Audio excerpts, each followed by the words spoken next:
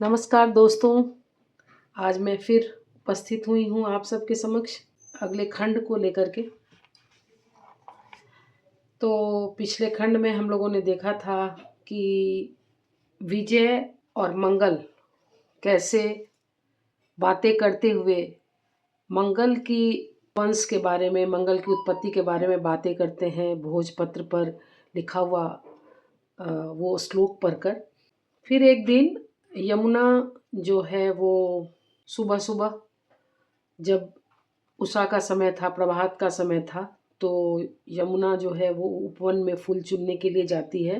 पहले सुबह जब प्रभात की फीकी चांदनी में बचे हुए एक दो नक्षत्र अपने को दक्षिण पवन के झोंकों में विलीन कर देना चाहते होते हैं और मंदिरों के खुलने की, घंटों की प्रतिध्वनि, प्रभात की शांत निस्तब्धता, इन सब से घिरी हुई यमुना मालती कुंज की पत्थर की चौकी पर बैठी हुई है और दूर से आते हुए शहनाई के मधुर स्वर में अपनी हृदय तंत्री मिला रही होती है।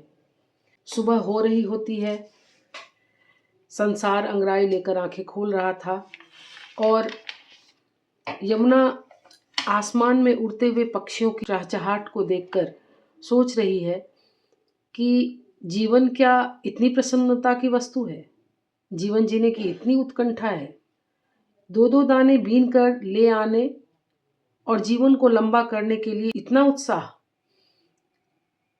सोच रही है, तभी पीछे से विजय आते हैं और उसके सिर पर मालती लता की ओस की बूंदें टपटपा कर उसको चौंका देते हैं और पूछते हैं कि क्या यमुना, तुम रामनगर चलना चाहती हो? क्या तुम हमारे साथ रामनगर चलोगी? तो यमुना बताती है कि जैसा कि बहू जी बताएंगी मैं वैसा करूंगी। विजय उसको बोलता है कि नहीं यमुना, तुम्हारे बिना तो मेरा काम ही नहीं चलेगा, मेरा जलपान, पान, स्नान सब अपूर्ण रहेगा, इसलिए तुम्हें तो चलना ही पड़ेगा। तो यमुना बोलती है ठीक है, मैं चलूँगी, और दोनों आते हैं और घाट की तरफ चलते हैं। किशोरी, मंगल, विजय, यमुना और भी कुछ लोग सभी नाव से चलने को रेडी होते हैं, तैयार होते हैं। और नाव में बैठने के बाद यमुना मंगल देव की उंगलियों से धारा का कटना देख रही है, छप छप की आवाज़ उसे अच्छी लग रही है और विजय सबकी आंख बचाकर बार बार यमुना को देखता है। सारे लोग चलते हैं, नाव उस किनारे पर लगता है और किशोरी बोलती है कि चलो यमुना, हम लोग भी स्नान कर लें। तो किशोरी को यमुना बोलती है कि पहले मंगलदेव, विजय और सारे लोग नहा लें, फिर हम लोग चलेंगे। तो किशोरी बोलती है ठीक है, तू इंतज़ार कर, और वो किशोरी नहाने के लिए चली जाती हैं। जब सभी नहा कर आ जाते हैं, यमुना फिर नहाने को जाती है। तो थोड़ा सा दूर जाकर बालू के टीले के पीछे वो नहाने के लिए जाती है, वहाँ अपने कपड़े रखती है और वो थोड़ी देर वहाँ पानी में पैर डाल के बैठती है और कुछ सोचने लग जाती है। इतने में पीछे से मंगलदेव आता है और मंगलदेव उसके मुख से घूंघट हटा हुआ देखकर उसे पहचान जाता है और बोलता है, अरे तारा, तुम ही हो? तो तारा बहुत ही गुस्से में तीखी दृष्टि से मंगलदेव को देखते हुए बोलती है, क्या मुझे अपनी विपत्ति के दिन भी किसी तरह न काटने दोगे? तारा मर गई है और मैं उसकी प्रेतात्मा यमुना हूं। मंगलदेव शर्म से आंखें नीची कर लेता है और अपनी गीली धोती लेकर चलने के लिए होता है और हाथ जोड़कर बोलता है, तारा मुझे क्षमा करो। तारा ने बहुत ही गुस्से में उसको बोला कि जो हमारे पिछले ज़िंदगी की कहानी है वो वहीं ख़त्म हो चुकी है, मेरा और तुम्हारा अब अनभिज्ञ बनकर ही रहने में कल्याण है। तो तुम विद्यालय के छात्र हो और मैं दासी यमुना हूँ और हम दोनों कहीं भी नहीं मेल खाते हैं। मैंने अपने प्राण की रक्षा के लिए मैं तुमसे प्रार्थना करती हूँ, क्योंकि मैं इसको देना चाहकर भी नहीं दे पाई हूँ, तो इसलिए तुमसे मैं विनती करती हूँ कि तुम मेरा पीछा छोड़ दो या पहचानो मत। मंगल बोलता है कि ठीक है, तो तेरी यही इच्छा है तो यही होगा। और वो जैसे ही मुड़ता है तो विजय सामने आ जाता है और विजय की आंखें लाल दिखती हैं और तीनों ही चुपचाप से लौट आते हैं। लौटते हुए वो लोग जलपान करने के लिए जाते हैं और सारे लोग चुपचाप से जलपान करने लगते हैं। किशोरी देखती है कि आज यमुना का घूंट कुछ कम है, तो उसको कुछ अजीब सा लगता है और वो बोलती है कि चलो आज रामनगर जो जाने की हम लोगों की जो यात्रा थी वो हम लोग यहीं पे ख़त्म करते हैं। हम लोग अब दूसरे दिन किसी दिन रामनगर चला जाएगा। विजय भी हाँ कहता है और सब घर चले आते हैं। दूसरे दिन मंगल चुपचाप से अपने कमरे में पढ़ रहा होता है। इतने में यमुना आती है और मंगल को बोलती है कि विजय बाबू बुखार से पड़े हुए हैं और उनको बहुत बेचैनी हो रही है, तो आप किसी डॉक्टर को बुला कर ले आइए। तो मंगल बोलता है कि ठीक है, मैं जा रहा हूँ, डॉक्टर दीनानाथ को बुला कर लाऊंगा। वो डॉक्टर दीनानाथ को बुला कर लाता है और विजय जो है वो बहुत बेचैन है, उसके बहुत ज़्यादा तेज फीवर चढ़ा हुआ है।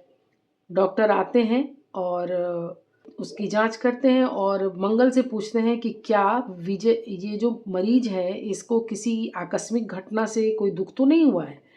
तो मंगल बताता है कि ऐसा तो कोई कारण नहीं है। हाँ, इसके 2 दिन पहले हम लोग गंगा में पहरों स्नान किया और तैरे थे। डॉक्टर ने कहा कोई बात नहीं, मैं दवाई लिख देता हूँ, 4-5 दिन में ज्वर उतरेगा। मुझे टेम्परेचर का समाचार दोनों समय, मतलब सुबह और शाम, मुझे मिलना चाहिए। किशोरी उनको बोलती है कि अगर आप, वो तो माँ है, उसको तो दुख है कि मेरे बेटा बीमार है। तो वो बोलती है कि डॉक्टर साहब आप अगर आ जाया करते दोनों टाइम तो बहुत अच्छा होता। तो डॉक्टर इस बात से थोड़े से गुस्सा होते हैं और वो बोलते हैं कि अगर आप इतना भी नहीं कर सकते तो फिर कोई दवा करना ही व्यर्थ है। तब यमुना कहती है कि नहीं डॉक्टर साहब, आप जैसा कहेंगे वैसा ही होगा, आपको हम लोग सही समय पर समाचार दे देंगे। डॉक्टर फिर चले जाते हैं और मंगल भी उनके साथ ही दवा लेने के लिए चला जाता है। फिर मंगल, किशोरी और विजय, मंगल, किशोरी और यमुना के तीनों के सहयोग से, तीनों की सेवा से विजय धीरे धीरे ठीक होने लगता है और 15 दिन के बाद वो पूरा ठीक हो जाता है। और जब वो ठीक होता है तो बहुत ही उसकी काया जो है वो बहुत ही दुर्बल हो गई होती है। तो वो ठीक होने के बाद मंगल की तरफ कमरे में जाता है और मंगल अ, कुछ विजय के कहने से पहले ही मंगल कहता है कि विजय, मेरी परीक्षा भी समाप्त हो गई और नौकरी का प्रबंध भी हो गया है। मैं तुम्हारा कृतज्ञ हूँ और मैं आज जाना चाहता हूँ, आज्ञा दो। तो विजय की आंखें भर आती हैं और वो बोलता है नहीं नहीं, यह तो नहीं हो सकता, मैं तुम्हें नहीं जाने दूंगा। तब मंगल उसको बोलता है कि जब मैं पेट की ज्वाला से दग्ध हो रहा था, एक एक दाने का कोई ठिकाना नहीं था, उस समय तुमने मुझे अवलंबन दिया, तो मैं लेकिन उस योग्य नहीं हूँ, मैं विश्वास पात्र नहीं रह पाया हूँ, इसलिए मुझे छुट्टी दे दो। तो लेकिन विजय उसको बोलता है कि माँ ने देवी दर्शन के लिए की मनौती की हुई है, तो हम लोग सब वहाँ चलेंगे, उसके बाद तुम चले जाना। मंगल चुप रहता है और किशोरी की तैयारी धीरे धीरे चल रही है, सारे सामान इकट्ठे किए जा रहे हैं। लेकिन मंगल इधर जब से यमुना को देख लेता है उसके बाद से उसके मन में डिफरेंट तरह तरह की भावनाएं आती हैं।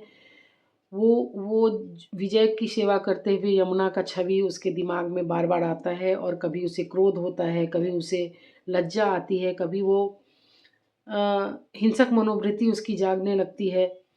तो इस सब बात में वो बहुत डिस्टर्ब रहने लगता है और वह बिना कुछ कहे ही अगले दिन वहाँ से चला जाता है।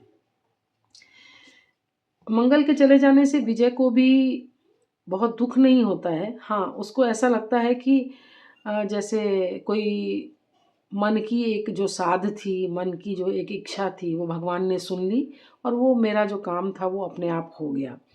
तो वो भी अपने काम में लग जाता है और पैकिंग जो है जाने के लिए वो लोग करने लगते हैं।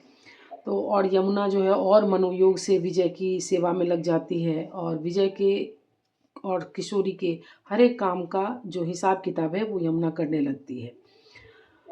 तो दो विजय के का सामान सब इकट्ठा करने लगती है, किशोरी का सारा सामान इकट्ठा करती है और वहाँ पे पैकिंग चलने लगता है। निश्चित दिन आ जाता है और रेल का प्रबंध पहले हो चुका था। किशोरी की कुछ सहेलियां भी आ जाती हैं, निरंजन भी आ जाते हैं और प्रधान सेनापति की भूमिका में वही होते हैं। अब छोटी सी पहाड़ी पर देवी का दर्शन करने के लिए लोगों को जाना होता है। तो एक चैत के महीने का सुंदर सुबह का समय होता है। तो सारे लोग उस समय में वहाँ चढ़ाई करते हैं। आगे आगे शहनाई वाले जा रहे हैं, पीछे यमुना है जो जाते जाते थक जाती है तो एक ढोके पर बैठ जाती है। उसके पीछे पीछे विजय है और विजय और यमुना एक जगह बैठ जाते हैं और वहाँ पर बातचीत आरंभ होती है। तो विजय पूछता है, क्यों यमुना, तुमको गाना नहीं आता? तो यमुना कहती, आता क्यों नहीं, पर गाना नहीं चाहती हूँ। विजय पूछता है, क्यों? यूं ही कुछ करने का मन नहीं करता। तो विजय ने पूछा, कुछ नहीं, संसार करने की योग्य नहीं, यमुना बताती है। तो यमुना उसको बताती है कि मैं दूर से ही देखने को अपना सौभाग्य समझ रही हूँ और मुझे न रंगीन साड़ी पहनने की शौक है, ना मैं विरक्त जैसा वो बात करती है। और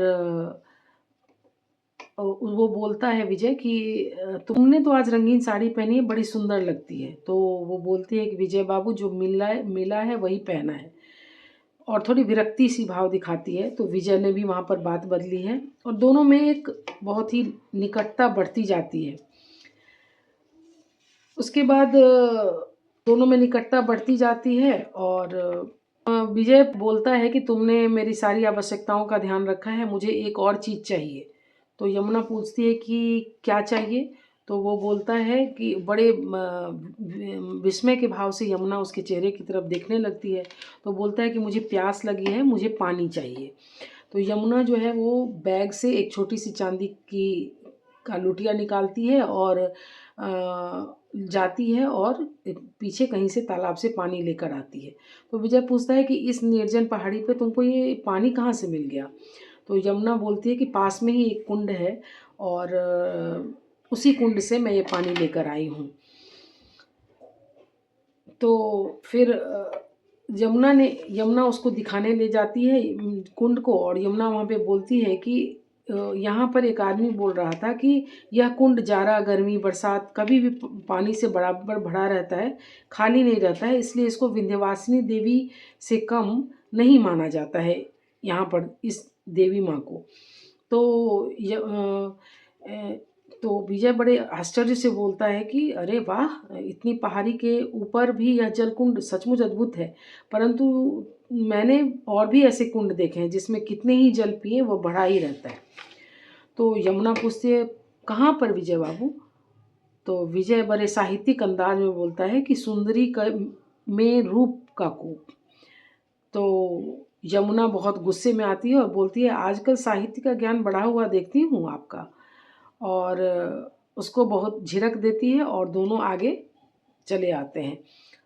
फिर धूप कड़ी होती है, देवी दर्शन करते हैं और धीरे धीरे सारे लोग काशी लौट आते हैं। तो आज के लिए इतना ही। और मैं आज जो मैंने इसमें पढ़ा उसमें मुझे जो डॉक्टर जयशंकर प्रसाद महोदय की जो ये प्रकृति का जो उन्होंने वर्णन किया है वो बहुत अच्छा किया है। शुरू में ही उन्होंने कहा है कि रजनी के बालों से बिखरे हुए मोती बटोरने के लिए प्राची के प्रांगण में उषा आई और इधर यमुना उपवन में फूल चुनने के लिए पहुंची। प्रभात की फीकी चांदनी में बचे हुए एक दो नक्षत्र अपने को दक्षिण पवन के झोंकों में विलीन कर देना चाहते हैं। कितना अच्छा यहाँ पर उन्होंने वर्णन किया है प्रभात का। कुंद के फूल थाले के श्यामल अंचल पर कसीदा बनाने लगे थे। गंगा के मुक्त वक्षस्थल पर से घूमती हुई मंदिरों के खुलने की घंटों की प्रतिध्वनि प्रभात की शांत निस्तब्धता में एक संगीत की झनकार उत्पन्न कर रही थी। ये जो उनका प्रकृति का वर्णन, प्रभात का वर्णन उन्होंने किया है, मैंने इससे पहले जितनी भी किताबें पढ़ी हैं, मुझे कुछ ये यूनिक लगी, मुझे कुछ ये अलग लगी, कुछ अनोखी लगी और मैं जैसे उस प्रभात में चली गई। तो आज के एपिसोड में इतना ही। आगे की कहानी के साथ फिर मैं जल्दी ही आप लोगों के समक्ष उपस्थित होंगी। तब तक के लिए बहुत बहुत धन्यवाद, बहुत बहुत शुभकामनाएँ।